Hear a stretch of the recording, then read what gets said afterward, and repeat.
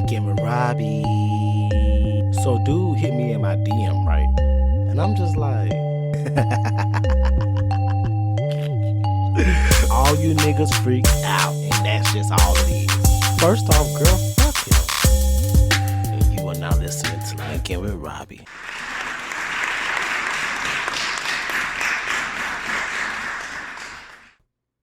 So boom, we back. I know I was slipping with the Diddy coverage this week. I had to take a little pause.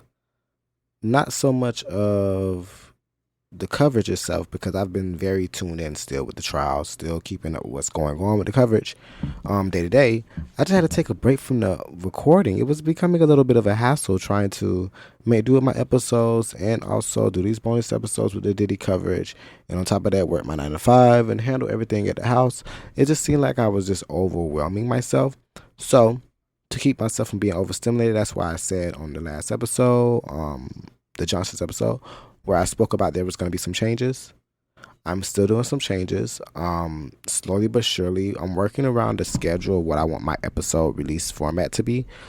Because I know I want to continue doing my more focused episodes, but I also want to do my Diddy coverage and, any other current events or side bonus episodes that I want to do. I'm thinking about expanding how frequently I post, which most likely is going to happen when time comes. I want to gradually do it because I don't want to overwhelm myself. I overstimulated myself the first week of the trial, trying to do too many episodes. So I'm going to try to space it out to where it makes sense. If I do a daily, everyday post, it's going to be very quick, 10 to 15 minutes, just an update on what happened that day at the trial, just to keep it simple, which is probably what I'm going to do starting next week. But this week, what I'm doing, I'm just going to do a weekly coverage of everything that just took place in the last week, because truth be told, a lot happened, but a lot of things were more like planting seeds. The fireworks really didn't take off until I could say, I believe it was it Thursday? No, it wasn't Thursday. It wasn't until the fireworks didn't take off until Wednesday, right?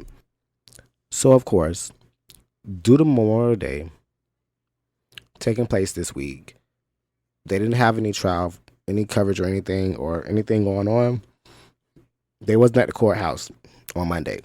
So really Tuesday, Wednesday, Thursday, and Friday were the main days, which ended up pushing me back a little bit as far as my recording, because I was kind of like, okay, well, I don't want to record on Tuesday and not enough stuff to record on. Then when Wednesday came, it was more stuff, but then I kind of wanted to continue to see where we're going. And it's just a lot of stuff, because a lot of things has been happening. A lot of the witnesses have kind of how can I put it? Oh my God, what's the word? Have kind of crossed over into the next day. So, for instance, Deontay Nash, he came up there on Wednesday, but he had to cross over to Thursday. And then after that, the Mia person, which is basically Ghostface at this point, when she came in on Thursday, she also came back in on Friday. So it's kind of like, it's hard to give the full coverage, because I kind of want to hear the complete testimony before I can speak on it. So that's why I'm kind of at a turmoil, but I think I'm just going to do my daily episodes, like I said, because with a daily episode, I'll at least get a chance to speak thoroughly about that day and not have to summarize it through a weekly format like I'm going to do right now. But needless to say, Tuesday came around. They finished up with Kid Cudi, did the Capricorn thing. So really, they just basically laid the format of what happened with that incident. They brought in Capricorn Clark, who was one of, I believe, Diddy's assistants, who was kidnapped, well, allegedly kidnapped, put in the car, brought along with the whole ride to Kid Cudi's house. They asked Kid Cudi more questions about that. They kind of challenged Capricorn Clark, the defense. They challenged her with everything she was saying as far as the story goes. And it looks like what they've been doing so far with a lot of these witnesses, they've been trying to discredit every witness that gets up there. So every witness that speak, the defense, that is, their goal has been to figure out a way to disarm, discredit, and basically just take away any relevance to what they're talking about. Basically like, well, don't listen to her, she's lying, or don't listen to her because she doesn't remember correctly, or don't listen to him because his facts are wrong and he was in on this shit too, so don't listen to him. So that's what the defense has been doing, which has been an interesting tactic, because I would think and maybe this is because I'm clearly not a lawyer, right? I would think they would try to denounce or reject some of the claims being stated in these testimonies, but instead they're not even focusing on that. They're not getting distracted by any of that. They're focusing on and they're honing in on little ways they can poke holes in stories, little ways they can discredit testimonies by pointing out inaccurate little details that may be irrelevant, but they're painting a picture, which is this person is incredible. Don't listen to them because they can't remember their facts together. They're telling us one thing, they told prosecution another thing, so on and so forth. Needless to say, I really believe, for me, in my opinion, the trial heated up and really went there Wednesday. Oh, Wednesday, baby. Oh my fucking God. When Wednesday came and they brought the stylist in. Now listen, this stylist is one of us. He's one of the girls. He's one of the sisters. Like, when I saw he was one of the, he's most likely a gay black male like me. So I'm like, oh shit, I don't know what he finna give. When I tell you, I seen a video and a clip of him getting out of the car, going into the courtroom. It was like lights, camera, action, bitch, I am here. Like, and he had an attitude and presence to him that was like, I don't really want to be here, but bitch, since y'all brought me here, don't piss me off. That is what he was giving, and I was living for it. Because when he got up there, of course, he answered the prosecution questions, but the way he was answering was so like, he had such a sarcastic approach, real sassy, real like smart mouth, real slick. You know how a lot of us gay guys, we can be very quick with it. We can be very articulate, or we could just know how to really have charisma when we speak or when we respond to certain questions, or how we answer, or the way our mannerisms. All of that can really add to a testimony. It adds conviction to it a little bit. And it was just interesting watching how the defense tried to trip him up, and he was kind of like, girl, I don't know who you think this is. I'm not like them other witnesses that came up here and testified. You're going to have to come a little harder. And if you're going to come at me, you better come correct. Because every time the prosecution or every time the defense said something that was inaccurate, Deontay Nash let it be known, that's wrong. That's not what it was. That's not the context. Let me tell you what the real context is. It was to the point where the judge had to even keep stepping in to remind him to just answer the question. Like, Nash, just answer the question. Because they're asking him something that he'll be like, okay. The defense asked about his puffer jacket. They were asking about his jacket he had on. They were trying to be funny and shit. Like, oh, you have a very big jacket or whatever like that. What size is your jacket? Girl, when he said not your size, I gagged. Because that's some shit I would say. Because that is irrelevant. The fuck you want to know what size of my jacket you asking for? Like, are you finna buy one? They don't make them your size. I don't care what Nene say. When you got the coin, you can't purchase it. So, yeah, like, it was like that. It was like a ping pong match. And so he was able to articulate and tell his story and answer the questions and be grilled and not be fucked up, not be twisted up, not be tripped up, not be caught up. Like, they do that with a lot of witnesses. They've been doing that. The defense is not like some rinky-dink ass defense. This defense team, they have not been playing. Like, I'm not gonna say they go hard, but they defend. They really do. Like, they not letting just anything. No, you just not getting anything off your chest. So, needless to say, I thought Deontay Nash was really my favorite witness this week. Like, when the prosecution first asked his ass, did you want to be here? Because he was subpoenaed. Did you want to be here? He said, absolutely not. I knew right then. I knew right then in that moment, yeah, this gonna be the one. And it was so good because he corroborated so many things that Cassie said. So many things he said already Cassie had put out there. It's just that he so happened to be there. And every time they tried to say something or flip something or whatever like that, he would remind the defense, your client was abusing her. Your client was controlling her. Your client was out here with everybody out, Tom, Dick, and Harry, every female, parading Gina all around, which I hope we see Gina. I'm really, really hoping that Gina's going to be having to be subpoenaed because her name is being brought up so much. I'm kind of like, okay, now she has to be a witness. We can't keep talking about her and not bring her up. Gina is one of the girls that, of course, if you don't know, Gina is one of the girls that Diddy was floundering around with post Cassie, or I guess you could say during the end of Cassie and him. Needless to say, that's the one that was arguing with Young Miami on Twitter. And Young Miami said that she could make her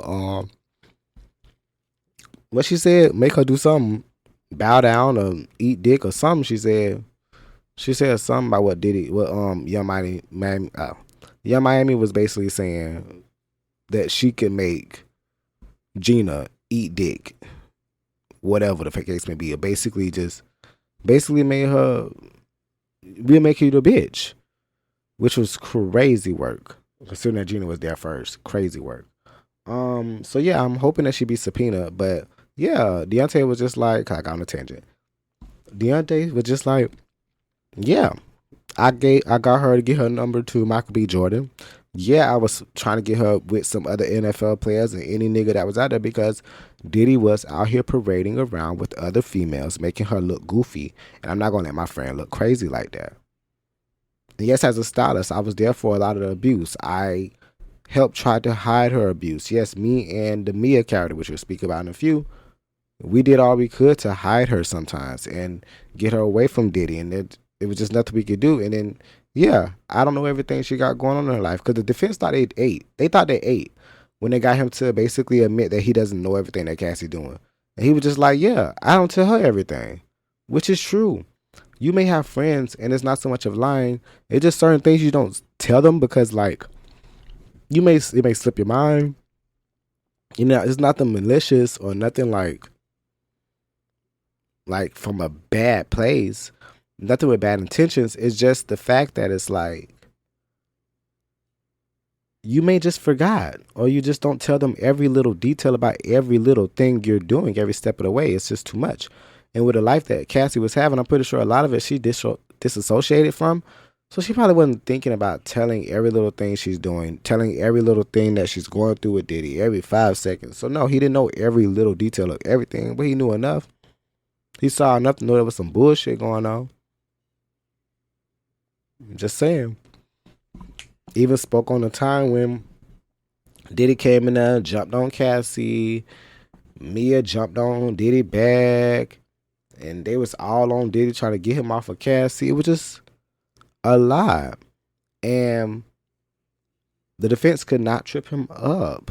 I really think Deontay Nash had one of the best testimonies to me. I think outside of Cassie, I think he really laid the groundwork. They couldn't really fight with him too much. They couldn't argue him down. I think he's going to be one of the memorable ones. I feel like he was an agent of chaos. He had a job to do. And that was to come in there and just cause chaos. And he did it. Had the defense in a tizzy. So much in a tizzy that by the time when next witness came was Mia, by the time Mia was on the stand, the defense was a different type of breed. I didn't know what the fuck was going on. So prosecution had Mia come on the stand. So Mia is another one of S. Diddy assistants. We don't know who she is because she asked to be anonymous. She asked for her identity to be private and hidden. So they're doing all they can to keep that from being out there. But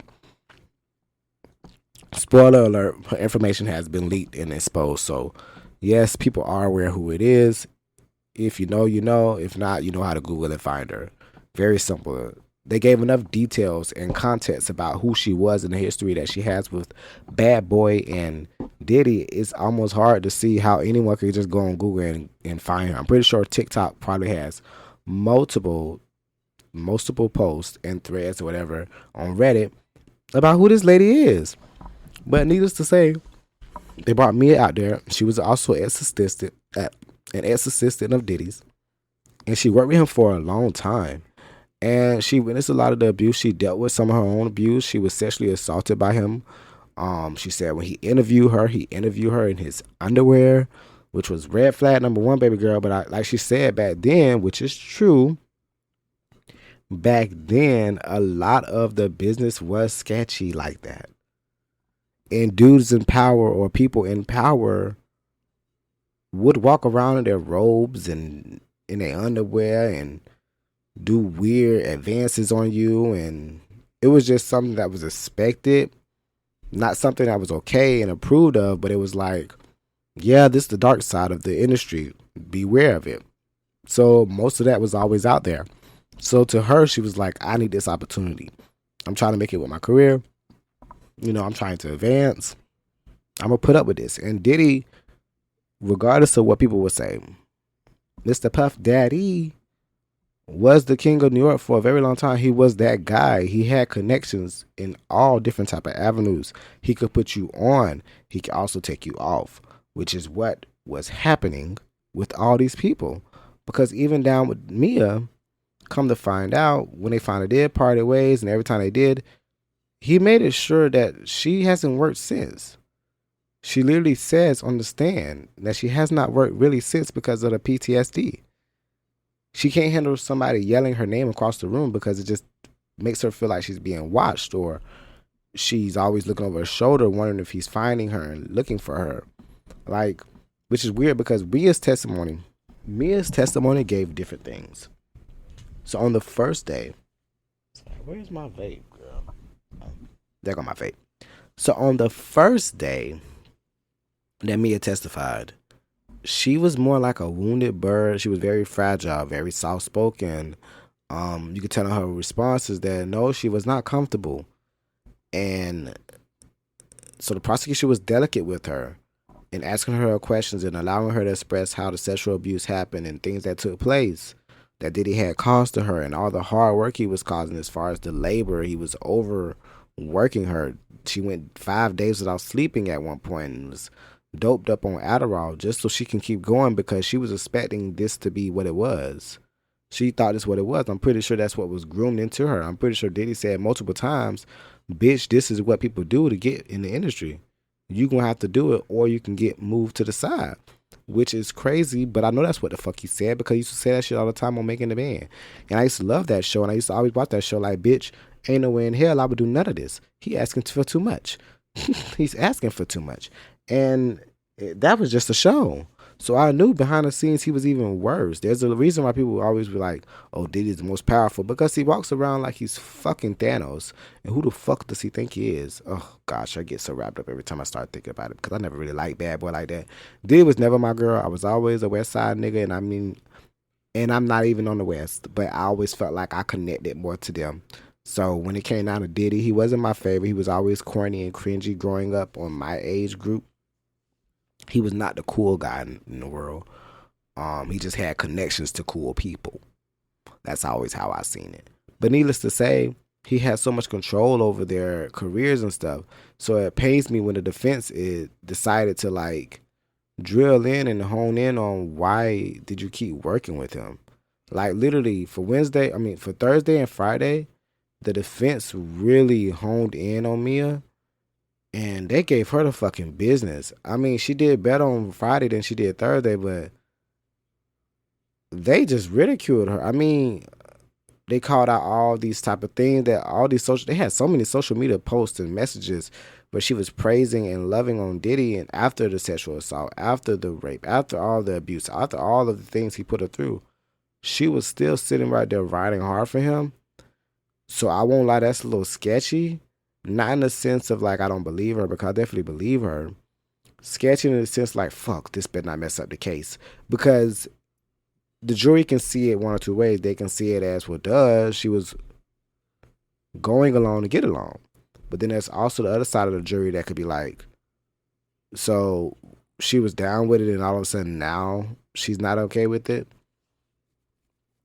It's more to it. I really do know that she could have been abused, and that, like she said, every time the defense would ask stupid questions, she would like ask my therapist why I was able to continue working with him, or why I did the things I did, or, it's common to stay around an abusive situation, which everyone knows, but it's the defense's job to poke a hole in that and to make people doubt, well, why would you stick around if it was so bad? If Diddy's this horrible, evil person, why would you stick around?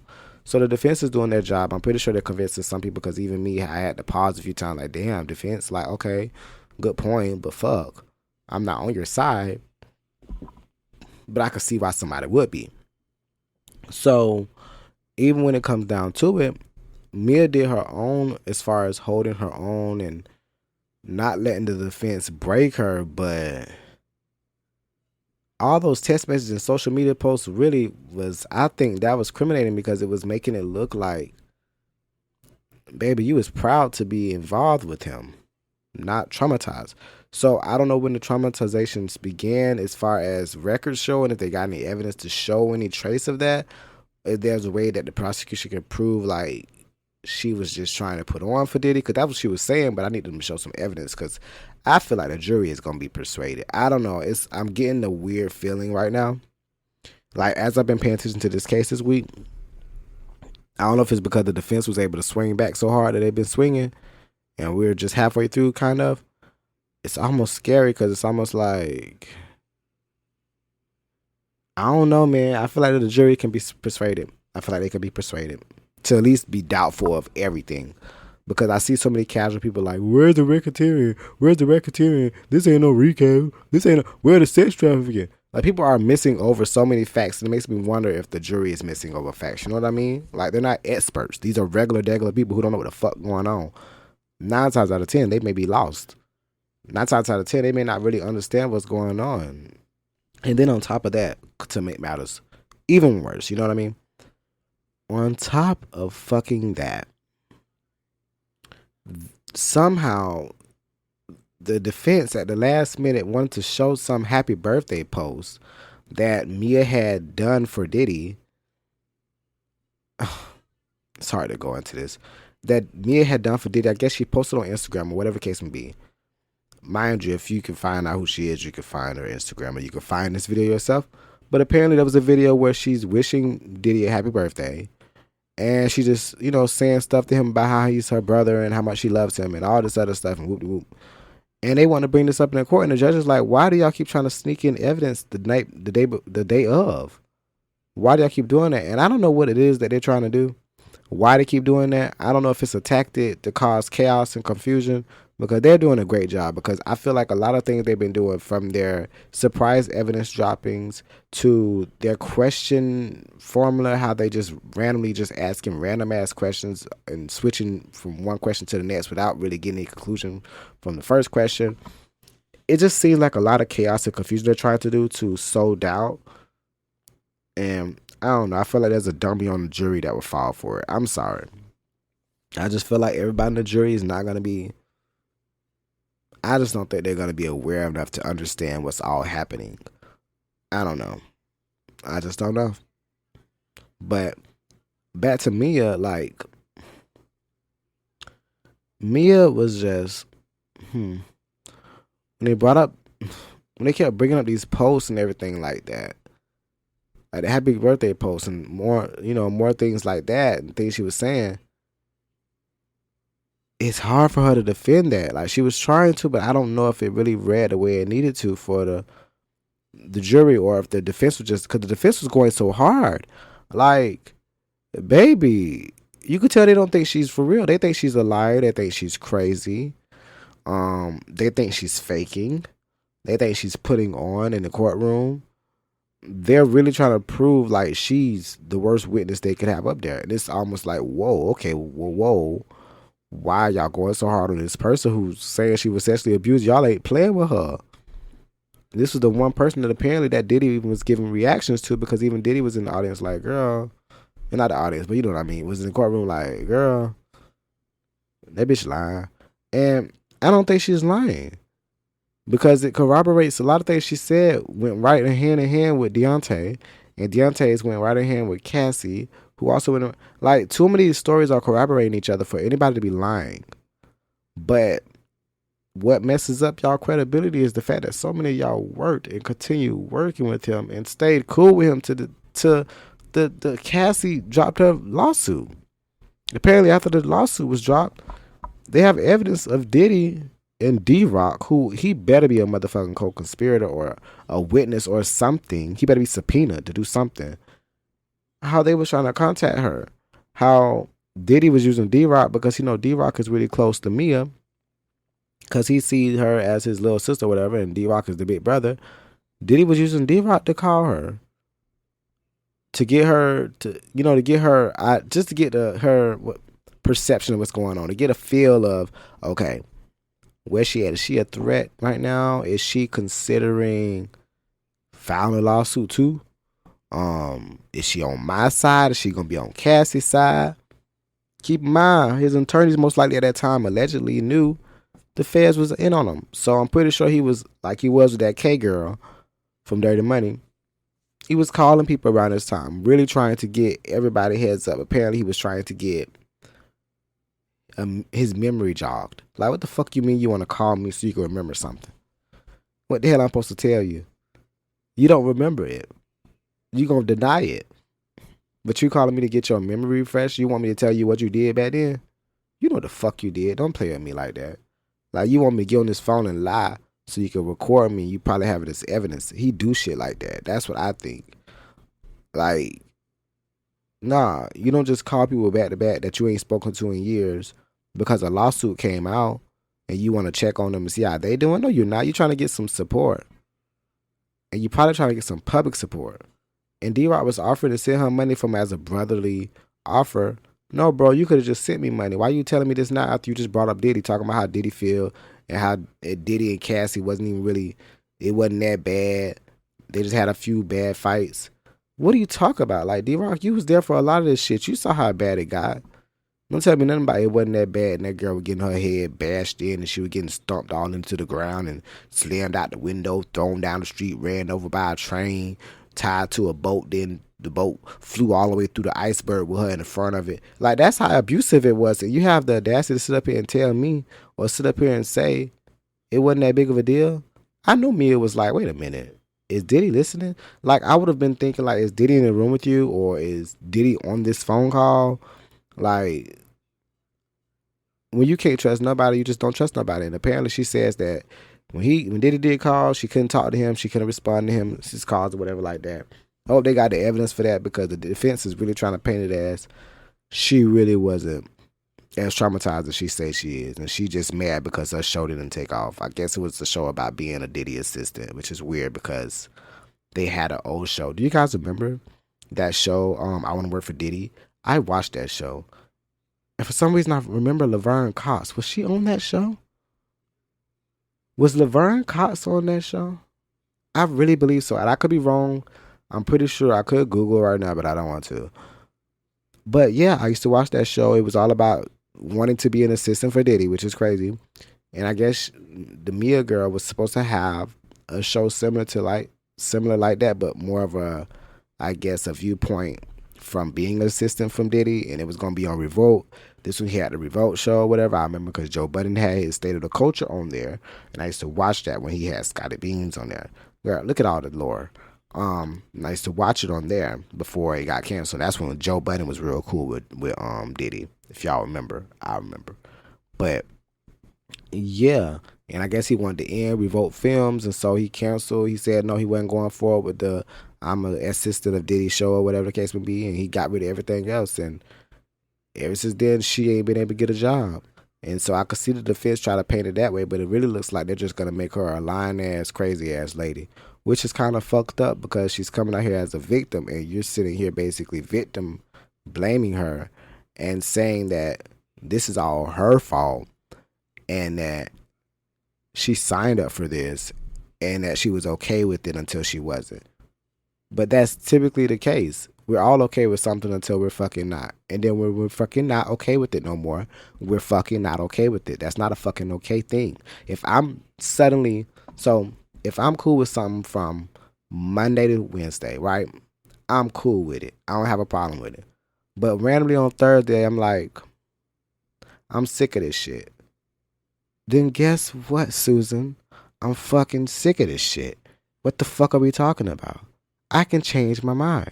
And if I don't want you filling up my fucking dress today, and I don't say nothing about it until next week, then so fucking be it. I still ain't like you filling up my fucking dress, and I don't know why it matters when the fuck I say I don't like it, but no, I don't like it.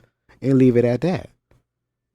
Oh, that shit just pisses me off, the way they really doing that. Because I didn't like how they was doing her. Like, even though I couldn't see who the person is, and I couldn't, we don't have, I'm going to say, I don't have confirmation of who she is.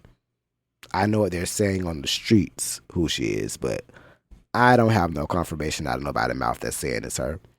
So I can't say that. But the way she gave him that testimony was fragile, baby. Like, I don't want to be here. I can't believe y'all making me do this. And I don't want to talk about this right now. Now I'm about to cry. And now y'all attacking me and calling me a liar. This is why I ain't want to talk about it. And this is why I'm in therapy. And y'all not making it no better. Oh, goodness. I'm just, like I said, this trial is just really taking me up and through there. It's interesting from this age and point. I'm 32 years old. So watching these trials at this big age of mine versus when I was a kid or when I was younger, I see it so differently. I see it so differently. It is so crazy watching how people are watching this trial and all they keep saying is, well, I don't think Diddy did it, or this ain't proven sex trafficking, or this ain't proven racketeering, and why they stay. Like, shut the fuck up. Go read a book. Go learn 5 more words out of the dictionary and shut the fuck up. Okay? Don't ask those dumbass questions. Stop saying and speaking on things you don't know nothing about. If you don't know what makes this a racketeering case or what makes this a RICO, then bitch, sit this out. Okay? Because out of all those things that he could be charged with for it to be a RICO and qualify as a RICO, baby, he has been heavily proven to have done all these things, but a lot of people don't see it. So I can guarantee he's at least been proven to do at least 5 of these things already in this trial. Like, let's be fucking for real. And then on top of that, the great pumpkin, Donald Trump, decides to I guess somebody asked him or whatever, because he been on the rampage, partying everybody, child. Hold on, give me a second. He been on a rampage just partying everybody, child, that has ever committed a crime. And they asked him if he would pardon Diddy, and he basically, he gave a roundabout answer of just basically saying, a roundabout answer of basically saying, like, I'd have to see about it. I'm not really sure if I'll do it. But, times have changed. He's different. Man, shut the fuck up. What the fuck you talking about? Is you going to do it or not? Don't do it. You trying to wait and see how the trial go before you make a dumbass decision. You want to see that before, because you used to be down with Diddy, so I'm pretty sure you would pardon him like you pardon any damn body else. You don't give a damn. You just are doing it for the views. You want to see how the public feels. You want to see how the trial goes. If the public is all against him and you don't really see your fan base aligning with this decision, you're not going to do it, because you basically is a big old walking pick me orange who wants to be picked off a tree by the mass, and that's all it comes down to. You want to be present and prove that you was the Mr. Big Popular guy, and you're still doing things just to be popular. It's why you pardon the people that you choose to pardon. It's why you make the decisions that you do as far as the... just don't even get me started. I don't even want to get into it. Regardless, stay tuned for that, because apparently they're talking about it is a possibility to him to pardon Diddy. So let's just see if he actually goes with that or not. Needless to say, this trial has been continuing to eat at my soul as far as engagement, but as far as investment and time and effort and focus that it takes to really pay attention to this trial, because this trial got so much fucking shit going on, from the back and forth from the prosecution to the defense. I swear every day before they start the court, before the jury enters, the defense and prosecution are arguing over something that the defense has a problem with. Either the defense is mad about some evidence that was already presented a long time ago, or they're trying to submit new evidence. It's always something. Or they're trying to get a witness thrown out, or they don't want a testimony being heard, or they want to have that strike from the record. It's just constant back and forth. And I know the judge is tired. I couldn't imagine being a judge. I know that judge is tired. Having to sit here and watch these two teams of people argue back and forth. I'm pretty sure he's used to it, but this has been a lot, because they have been arguing and trying to fight everything as if they have not sat down in offices for months discussing what the fuck they were going to be doing. This shouldn't be a debate about nothing that's going to be talked about or spoken about or what's done at the trial. Y'all have already spoken and outlined everything that was going to happen. Who and why are everybody acting like this? Why are y'all acting Like y'all don't know what's going on. Y'all are so surprised and y'all all of a sudden want to be in outrage. I'm talking about the defense. Y'all popping up at the last second like, I don't think this should be used. I don't think this should be said. I think you guys should rephrase that. Don't call them escorts. First off, what the fuck? Where was your antennas when we decided this weeks ago when we had these meetings and we said this was the evidence we was going to present? That's why I think they're here to cause chaos and confusion, because they knew this shit was going to be said. They knew this shit was going to be done. They knew the witnesses that was going to come. They knew the witnesses, what they were going to say in their testimonies. They were aware of all of this. And they agreed to it. They signed up to it. They signed up for it. And they only now, while the trial is going, want to cause a scene. And no. They object more than anything. It's ridiculous. But that's their job. I mean, what else is a defense attorney? It's weird. I've always said if I was going to be an attorney, I would have been a prosecutor, because a defense attorney has to be able to be biased. I mean, be able to take their biasness out of it. They can't have no viewpoint. Baby, I think you're guilty. I think you're guilty, baby. I don't know how to spin it for you. I'm not good at spinning and lying and coming up with excuses and reasons and justifications and arguing through loopholes. I'm not good at that.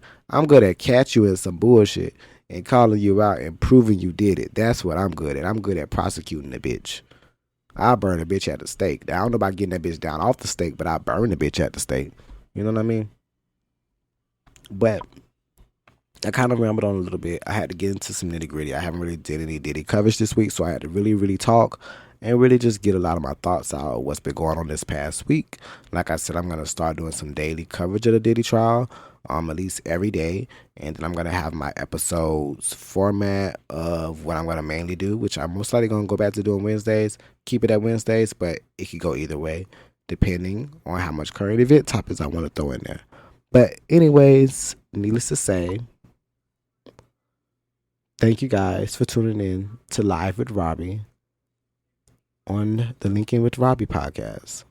I'll be back next week. Mwah.